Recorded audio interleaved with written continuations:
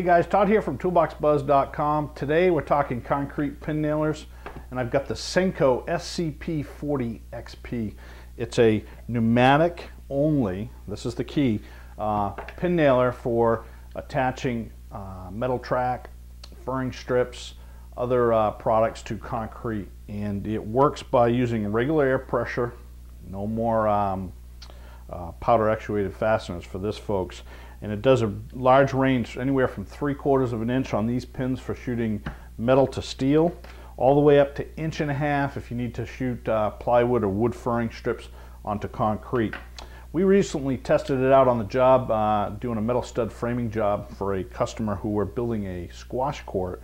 And what we did was we used this instead of our old traditional method of using a powder actuated nailer, actually a Hilti nailer.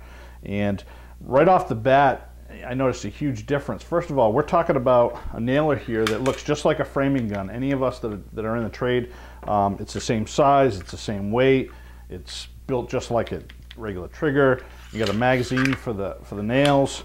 Everything about it, you would mistake it for a regular framing gun. And the beautiful thing is it runs off of our regular air pressure, so no special tools needed.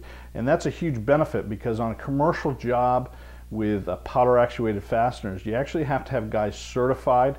They have to carry their license with them, and it can be a real paperwork nightmare trying to keep track of who's licensed and who's not. So with this thing, no license required. It's just like every other pneumatic fastening system that we're using on the job site. So hooks up, like I said, with a regular air hose. You can install the fasteners in the rear just like most framing nailers, and put that in, pull back, you're locked, you're ready to go.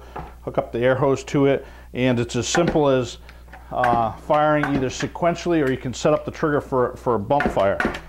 As you'll see in the video, we used this on a job recently, and I was blown away. We were able to shoot down the track both to the concrete and to the wood framing above just as fast as we normally would in a regular framing application.